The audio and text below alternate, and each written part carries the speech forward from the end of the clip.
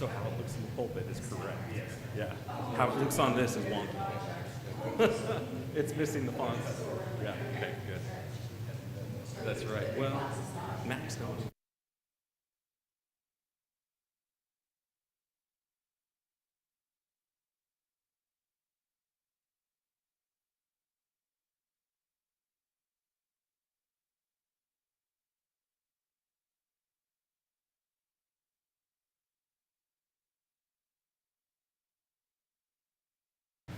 All right, everybody. I know we'll have some more trickling in as we go, but we're going to try to cover a lot of ground today. So we'll see how this goes.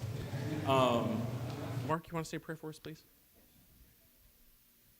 Dear God, our Father, we thank you that we can meet here this morning to learn more about your word. We pray that our hearts will be open to this and that you will be with each one of us, that we may be encouraged by what we learn.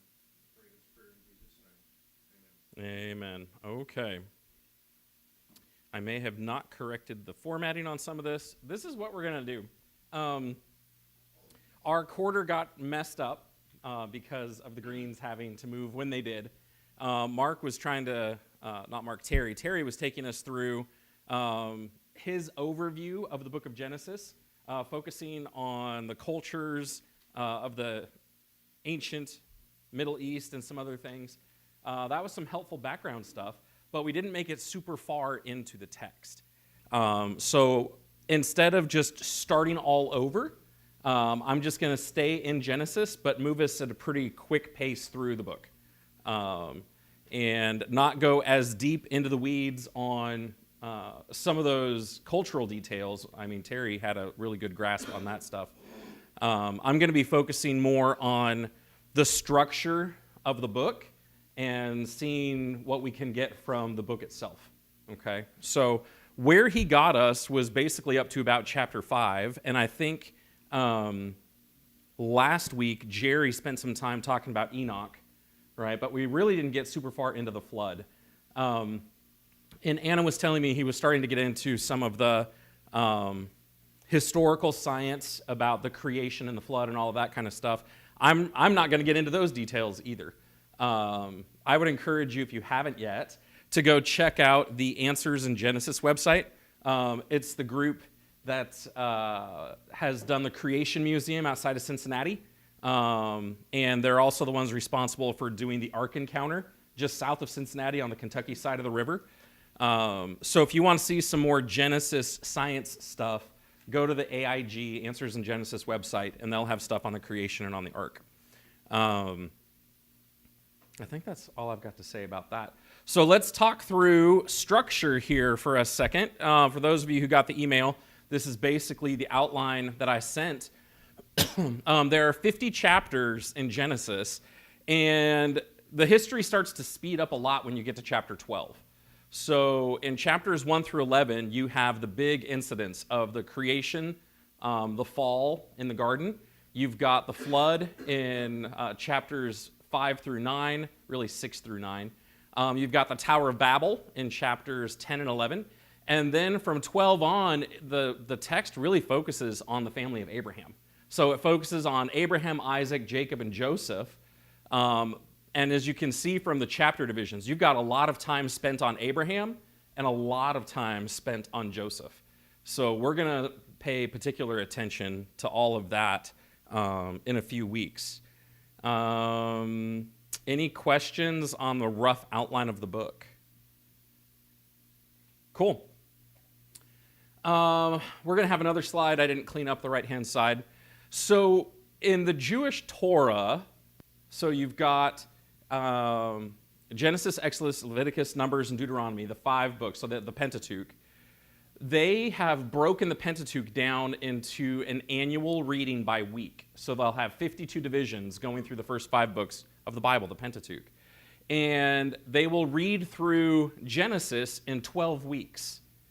And so these are the divisions that the Jewish Bibles will have. And it's just a helpful way to break down the text. And so we're actually going to be following this because 12 weeks fits really nice into a quarter. And so that's the pace that we're going to go. The way they title their headings is based on how that section begins in the Hebrew. So that opening phrase, Bereshit, or in the beginning, that's how our Bibles begin as well. And then the section we're looking at today, Noah, and then next week we'll be looking at chapters 12 through 17, where Abraham is told to go forth. Then 18 through 22, and he appeared. 23 through 25, you've got the life of Sarah. 25 through 28, the generations, you've got a big section of genealogies. 28 through 32, and he went out. 32 through 36, he sent out. He sent out at the end, he remembered, and he lived. So those are our 12 divisions. Okay, we're just going to follow those readings. And then something else to be paying attention to. I cleaned this up and just didn't take care of it. One of the things that Genesis does is it works like a big funnel. Has anyone ever heard that description of Genesis before? Okay, so think about it like this. 10 different times in Genesis, you have these genealogies listed. These are the generations. Okay? And what Genesis does is it gives you a history of the whole world, but by the time Genesis ends, who are we focused on? The whole world? Who? Okay, we're focused on Jacob's family, specifically Joseph. Okay, so Israel's family is in Egypt. They've been delivered from the famine. They're in favor with Pharaoh. They're living in Goshen. But out of all the families of the world, we're focused on the family that the nation of Israel is going to come from. So this is what's going to happen. What we saw in Genesis chapter 2, these are the generations of the heavens and the earth, the creation of everything. And then chapter 5, this is the book of the generations of Adam, everyone that came from Adam. But then we're going to focus in chapter 6, these are the generations of Noah, so it narrows, and then the world resets. And then in chapter 10, these are the generations of the sons of Noah. How many sons of Noah were there? There were 3. So we've got 3 sons, but are we going to focus on all 3? Just the one that Israel comes from. So it's like he's going to focus our attention to say we're going to get rid of this son. So here are his generations, now we're done talking about him. And here are his generations, and we're done talking about him.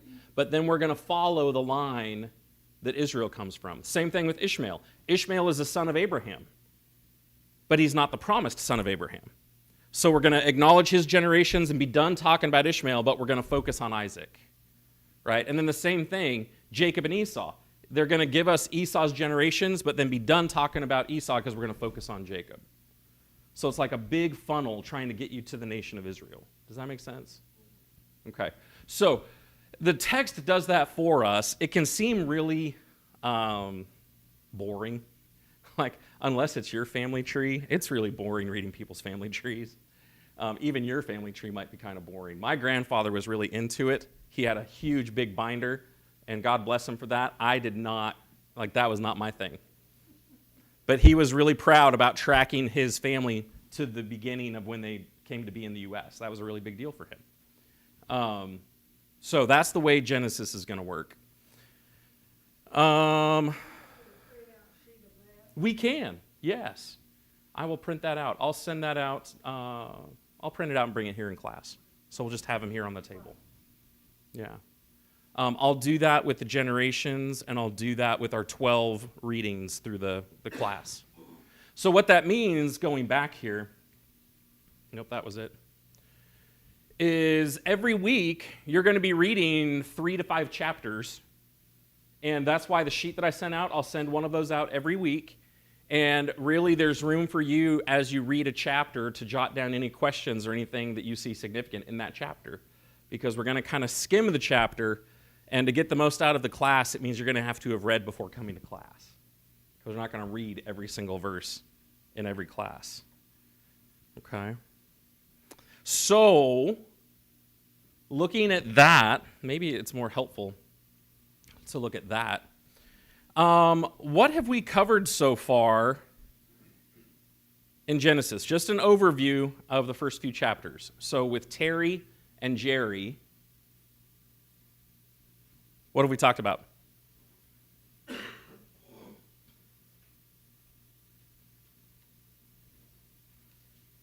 Nope, that was it. Maybe that's more helpful. What's in the first couple of chapters? Okay, you've got creation. Terry had an approach that I've never seen before. Yeah. You know, bringing in the other nations and Yeah. the other, you know, the topic or you know, a lot of phrases and words. Yeah. You know, You talked about myths too. Yeah. yes and stuff like that. Yeah. So what's really helpful is when you go back to the other cultures around Canaan, is that you have creation myths that have touch points to the Bible, and then you have flood myths that have touch points to the Bible.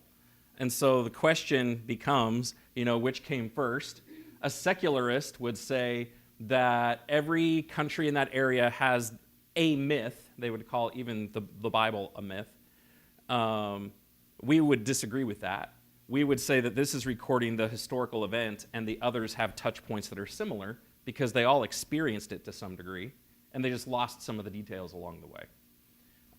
Even a commentary that I was rereading last night made the point with the flood that when you compare all the creation myths, the Israelite account is unique. There are some features in it that are not in any other legend, right? And I think that speaks to the authenticity of it.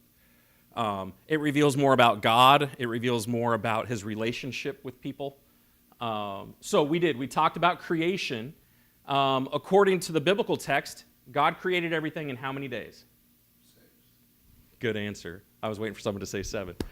Created it in 6, and what did he do on the 7th? He rested. At the conclusion of the creation, at the end of chapter 1, God looked on everything and said it was very good. Okay, it was very good. And then you get to chapter 2, and you have a more detailed, kind of an instant replay account of the creation of Adam and Eve. Okay, so you have them created, and they're both created in the image of God. And then you get to chapter 3 and chapter 4. What happens in chapter 3?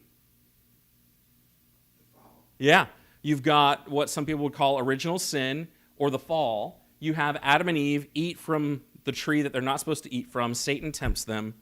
God ends up cursing them, and he ends up cursing Satan. And then as the chapter ends, where does he send them?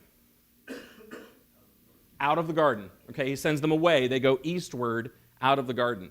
Joe? Got a silly question. I'll have a silly answer. Chapter 3, Yeah. when Satan had tempted him, Yes. and God put a curse on the serpent. Yes. He said, "You'll crawl on your belly." Before that, did he have legs? Okay. I was in the Philippines. In my mid-20s when some young boy asked me that for the first time. And I had never heard that question before. I think it implies he did. I think so too. I think it implies he did. Now, the text doesn't state that, but it doesn't make sense that it would be a curse if he was already crawling on his belly, right? So that's a good question. I can't prove that, but that's a good question. And I think it says something about you that you have enough imagination to ask the same question as a young boy. So thank you for that. That's right. We can sort it out with God when we get there. I have one other. Oh, okay. I'm sorry. No, you're good. Backing up to the creation. Yes. The 7th day he made holy. Yes. Today, our holy day is Sunday, Yeah. but they are 7th-day Adventists. Right. They get that from this. Well, so when you look at the Old Testament, you've got the 7th day here in Genesis that is set aside as a day of rest. And it is the pattern that God uses later when he creates his law with Moses. He sets aside the 7th day again as a day of rest, right? And so it uses the creation day of rest as the pattern for the Jewish Sabbath. And in our culture, Right. Saturday is kind of a day of, So yeah, we followed that as a country, kind of as a pattern. Now, as far as what God requires of us, we don't. But Seventh-day Adventists follow the old law much closer They think it's much more binding than we do.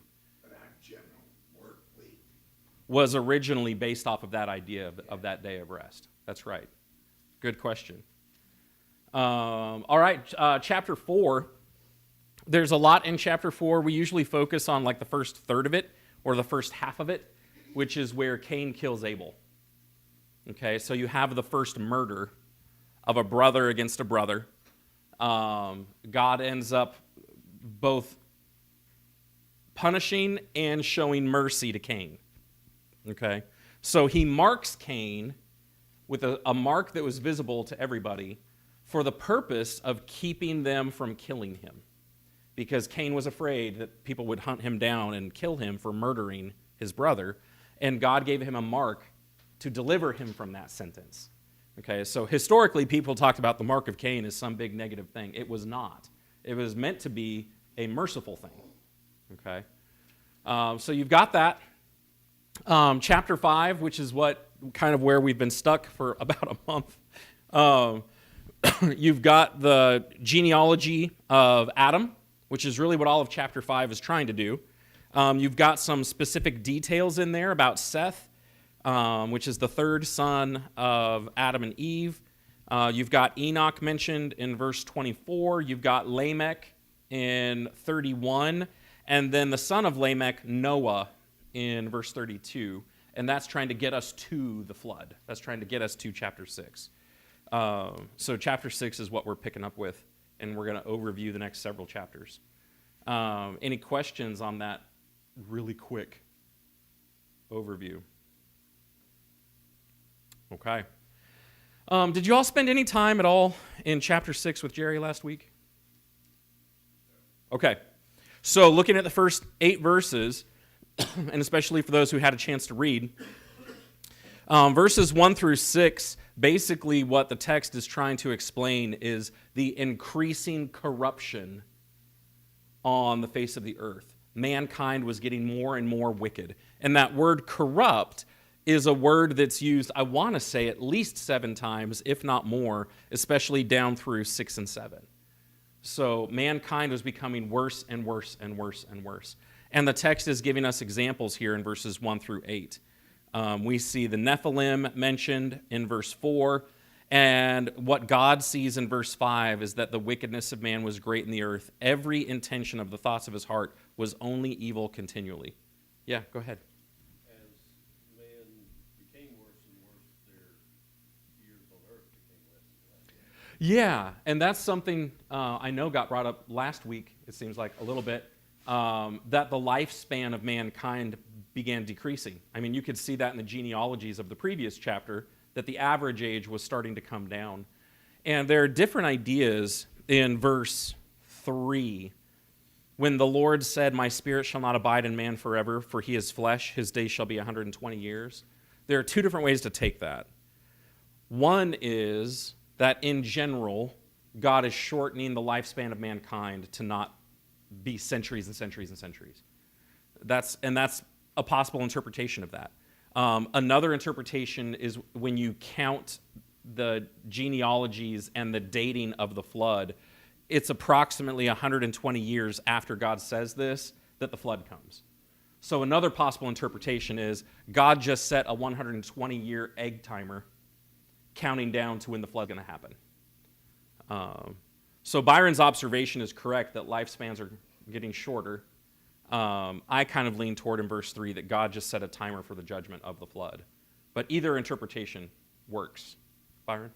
Could be a principle also that as the earth ages, the population, go forth and, populate the earth. Yeah. As it becomes more populated, the need for man to be here Decreases.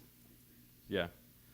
I'm just really glad I'm not looking forward to 1,000 years of living here. Okay? I'm just really grateful for that. And everybody, as you get older, will amen that. So God sees the wickedness on the earth. And so verse 6, the Lord was sorry. The idea was it gave him sorrow. It's not that God had regret. It's that God felt pain over how far man had fallen. It grieved him to his heart in verse 6. So in verse 7, the Lord said, I will blot out man whom I have created from the face of the land, man and animals, creeping things, birds of the heavens, for I am sorry that I have made them. Go ahead, Joe. That really, when I read that, I had a question. Good. God knew beforehand Yeah, what was God gonna do. I mean, what was man gonna do? yeah, But he made him anyway. yeah. That's a great question. I have an answer. You all hear Joe's question? So Joe is saying God's omniscient. He's all-knowing, right? So he knew what man would choose. So if he knew what man would choose, why did God do it? And he regretted it afterwards. So. Because he gave us choices. Okay, he gave us choices. I think because he wanted us to worship him, Okay, be with him, so it all be together. okay, Well, he also knew some would choose him, like Noah and his family, yeah. and from that, millions over time would also choose him. Okay, so fantastic question. Let's tie in some other truths that we know from the Bible. Okay, so we know that from the foundations of the earth, especially as you read Ephesians chapter 1, God had a plan to redeem us through Jesus before the foundations of the earth. God had a plan to save us from ourselves from the beginning. Now, he revealed his plan over a long period of time, but God knew what he was going to do to save us. God knew there would be some who would choose Jesus. So God knew some would be redeemed, even if the majority would not choose. So out of his love for those who would choose, he gave them the option. And you think about that, the way that we love our kids, for those of us who end up having kids. Like, I have desires for my kids, but I know that I can't make them do anything. I can't make them do what's right. But I give them the opportunity. I give them the choice. But they're free will beings that can make whatever choice they want to make. It's very similar, but on a much larger scale. So good question. That was not a bad question. Something to notice in verse 7, when God said, I will blot out man whom I have created from the face of the land, look at what he says he's going to blot out. What's the first thing that he says? Okay, man. What was the last thing created in the creation week? Man. Animals. That was the second to last thing created in the creation week. Creeping things. Birds of the heavens. This is the picture, okay? When you go back and you look at the creation week, God started with nothing, and then certain things came in a certain order. Here in chapter 7, he's reversing the order. It's almost like if you gave your kids a bucket of Legos and they built a house, and they take it apart from the top down. The text is trying to emphasize, in a really poetic way, God's talking about unmaking creation in a fashion. Okay, and we're going to tie into that thought a little bit later. 9 through 22, we get to the generations of Noah, and what does the text tell us about Noah? Why did he find favor with God? Okay, he was a righteous man. It means he was right with the Lord. And what else? Okay, he walked with God. He had a relationship with the Lord. He was blameless in his generation. I've sat with people, in their 60s, 70s, and 80s, and they'll tell me about the good old days, and they'll tell me about, man, this generation is just, and there's truth in that. I know there's truth in that. But is what they're living through in their 60s to 80s anything like what Noah lived through? The entire world was so wicked, one man and his family were saved. I mean, imagine living in an HOA with those people. Like, I'm sure their Facebook page was horrible. Now, just imagine how bad that is, and Noah's found blameless, and then he has 3 sons. Verse 11, the earth was corrupt. There's that word corrupt again. And the earth was filled with violence. Like, people are hurting each other. And so God's told Noah, God communicates to Noah and tells him in verse 13, I've determined to make an end of all the flesh, for the earth is filled with violence through them. I'm going to destroy them with the earth. And so then he gives them specifications on building this ark, which is really interesting.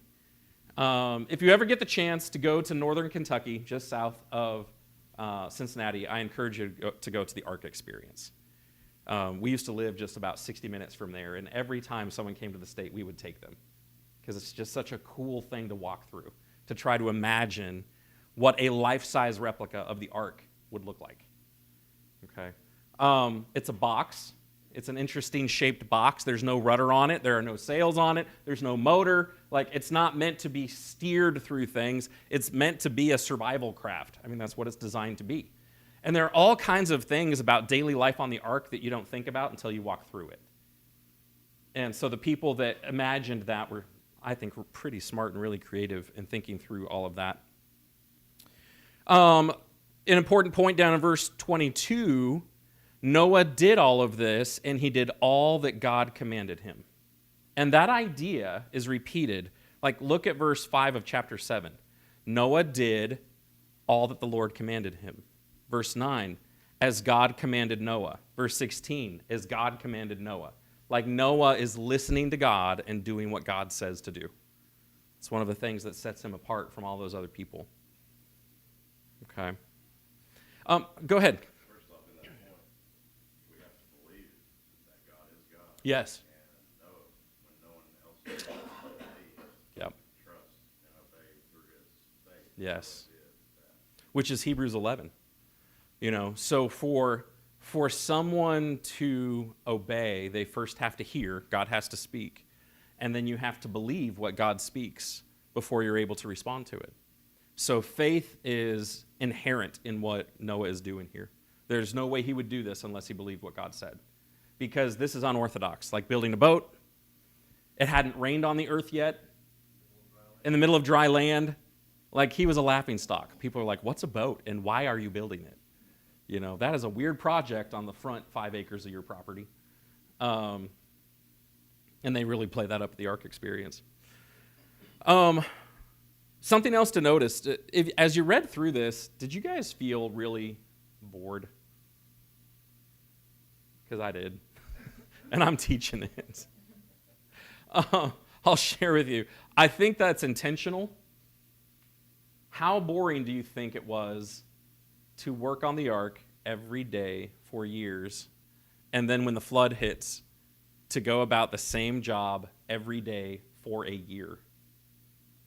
Like, really monotonous and boring. And I think the text tries to communicate some of that with all of its repetition. Something else to notice. Look at verse 4. For in 7 days I will send rain on the earth. Come down to verse 10. After 7 days, the waters of the flood came upon the earth. Verse 17. The flood continued 40 days on the earth. Verse 24. The waters prevailed on the earth 150 days. Verse 3 of chapter 8. The waters receded from the earth continually at the end of 150 days. Verse 6. At the end of 40 days. Verse 10, he waited another 7 days. Verse 12, he waited another 7 days and sent forth the dove, and she did not return to him anymore. If you're paying attention, and I didn't put this up on the slide, but you've got this 7, 7, 40, 150, 150, 40, 7, 7. You've got this structure of timeline that mirrors each other. And when you total it all up, it ends up being just over 1 year. So from the time that God gave that final warning to the time that the dove returns and does not return, you've got about a year and 10 days. So there's this numeric structure to the flood. Mark? I like to read science articles, and one of them I've been looking at here recently is they found out a layer of rock underneath the earth that contains 3 times the amount of the water on top of the earth and the oceans and everything else. And it's that kind of stuff. If you get really into that kind of stuff, start with Answers in Genesis.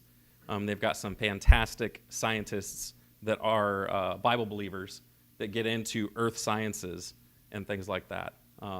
You'll go down that rabbit hole pretty quick. It's pretty fun. Something else to think about. In the beginning, as God created everything, he creates light. And then what does he start separating? Okay. Light and dark. Okay. You've got the waters that separate, right? And you've got the water below and the water above. And then God starts separating the water and you get dry land. Okay. And so the Jewish people always had this fear of the waters of chaos, right? The creative waters that God used to make everything. It's one of the reasons that they didn't particularly like going out to sea. It's actually a really significant thing. When Jonah runs away from God, he does it by getting on water, and that's a big deal for a Jewish person. They're like, he was so scared of God, he got on a boat and got, So come to verse 11 of chapter 7. We talked about the unmaking of creation. In the 600th year of Noah's life, in the second month, on the 17th day of the month, on that day, all the fountains of the great deep burst forth, and the windows of the heavens were opened. So visually, you have all this water coming up and all this water coming down. And if you think about creation, when God created, he separated waters from waters. As the flood comes in, what is he doing? He's kind of reversing it. I mean, it would make people think about the chaotic waters of creation again. Okay. Look at verse 1 of chapter 8 and think about the Genesis account. What, in Genesis chapter 1, what goes out hovering over the face of the water? The Spirit. Verse 1 of chapter 8, God remembered Noah and all the beasts and the livestock that were with him in the ark, and God made a wind to blow over the earth. He's kind of duplicating creation again. He sends out wind to blow over the water, and that's when the flood starts to recede. You see some neat stuff when you start comparing the flood with chapters 1 and 2 of Genesis. Okay. All right, that's chapters 6, 7, and 8. Eventually, toward the end of chapter 8, you have the ark come to settle on the mountains of Ararat. Verse 20, Noah has come out, and Noah built an altar to the Lord and took some of every clean animal, some of every clean bird, and offered burnt offerings on the altar. When God smelled the pleasing aroma, the Lord said in his heart, I will never again curse the ground because of man, for the intention of man's heart is evil from his youth. Neither will I ever again strike down every living creature as I have done. While the earth remains, seed time and harvest, cold and heat, summer and winter, day and night shall not cease. And God blessed Noah and his sons and said to them, be fruitful and multiply and fill the earth. What was the command that God gave Adam and Eve at the end of creation? Be fruitful and multiply. Exercise dominion over the earth. So you have God repeating the creation command as there's this kind of reset after the judgment of the flood. You guys see that there? Okay. There's something different this time as you go through chapter 9. Something changes between Noah and his family and the animals. What's one of the things that changes?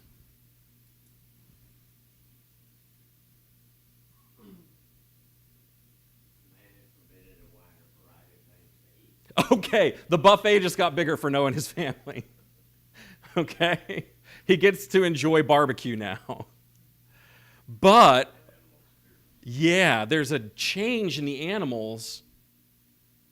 They're now afraid of mankind, which means up to this point, prior to the flood, they were not. So there's this change in the relationship between man and all of the rest of the mammals. There's this specific thing that he has to address. Now that they're going to start eating animals, he has to address the thing about blood. So what does he say in verse 4? Don't eat it. Okay? Blood is not food. Why? Okay, life is in the blood. And that concept is going to become really important through the rest of the Bible as he addresses animal sacrifices. And all of that points to the need for Jesus' life to be shed. An ironic thing just about blood. You don't let that like sharks or anything you're going to eat. It taints the meat. It does. It makes it really bad. Yes. So I don't understand why people eat liver. I don't know, man. I don't know. he shifts from animal blood once he makes that statement in verse 5. And for your lifeblood, I will require a reckoning. Even from every beast, I will require it. So if there's an animal that kills a person, that animal gets put down, because there is inherent value in the life of an image bearer of God. Okay?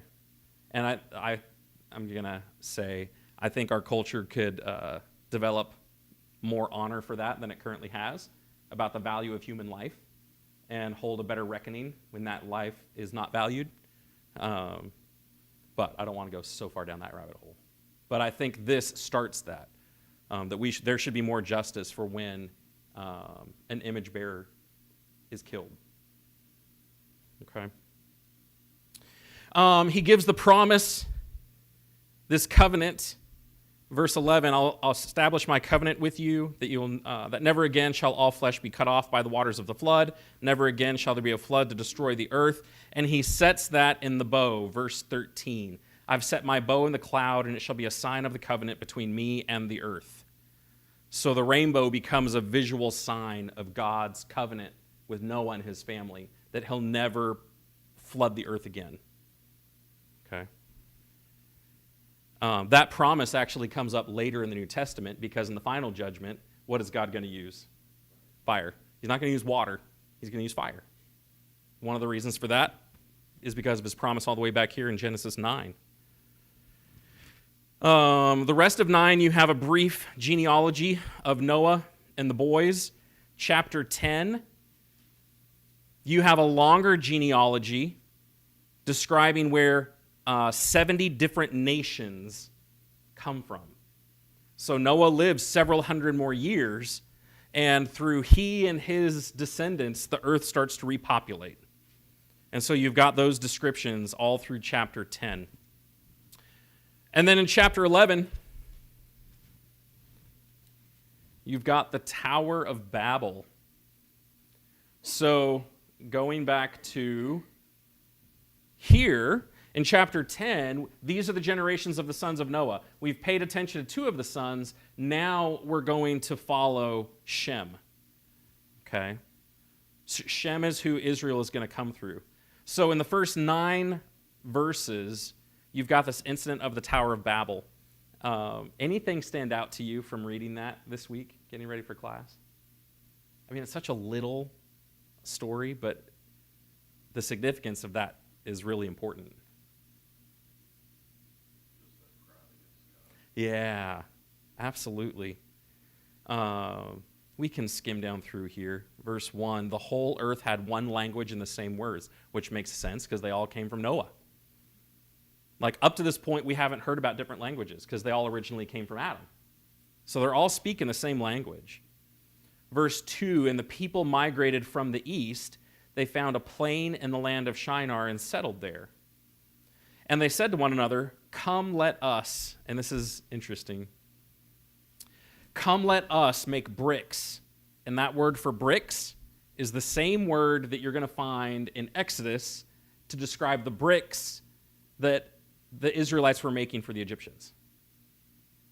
So when people talk about how Moses is the one who recorded Genesis, well, that's interesting because Moses grew up in Egypt and was really familiar with bricks. His whole family was familiar with bricks. So that he uses the same word here for these bricks. Burn them thoroughly. They had brick for stone and bitumen for mortar.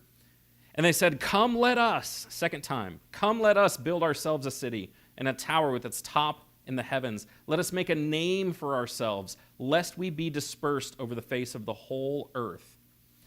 There's a problem with this. Because when you go back to chapter 9 and verse 1, God blessed Noah and his sons and said to them, be fruitful and multiply and fill the earth. Verse 7, be fruitful and multiply, teem on the earth and multiply in it. But what are they trying to do here in chapter 11 and verse 4? We want to stay in one spot. We don't want to go out and disperse. We don't want to fill the earth. We want to stay right here. So they're disobeying God's command. In verse 5, the Lord came down to see the city and the tower which the children of man had built. And let's just be plain. God didn't have to come down to see it. Okay, this is accommodative language for saying, hey, God paid attention to this. Verse 6, the Lord said, behold, they are one people, they have all one language, and this is only the beginning of what they will do, and nothing that they purpose or propose to do will now be impossible to them. Come, let us go down. God uses the same phrase that they had been using. Come, let us come together. Come, let us build. And God says, come, let us go down. Who's the us?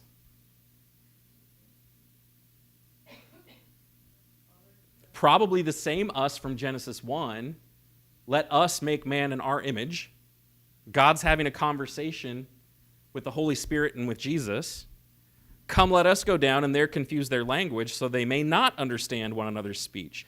So the Lord dispersed them.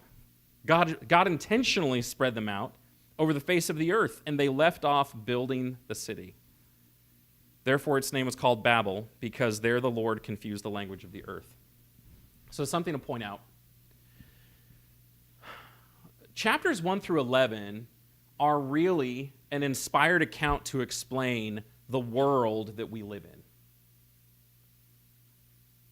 Because without God, there wouldn't be anything. He created it. And after the creation, some point after the creation, the first sin was committed. After the first sin, death entered. We live on the other side of the flood. The flood permanently changed the world. We live on the other side of that. The Tower of Babel permanently changed languages. We live on the other side of that.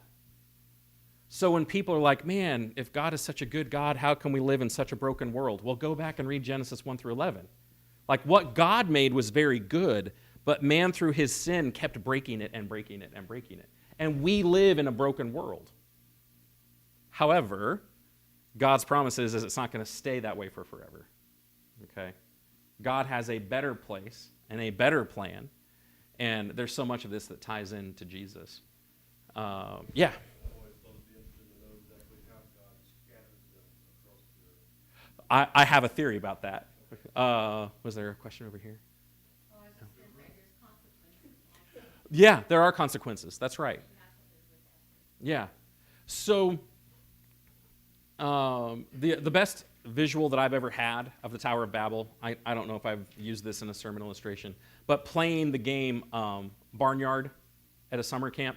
So there were some camp friends that came to our camp, and we had like 200 kids, 100 kids, 200 kids.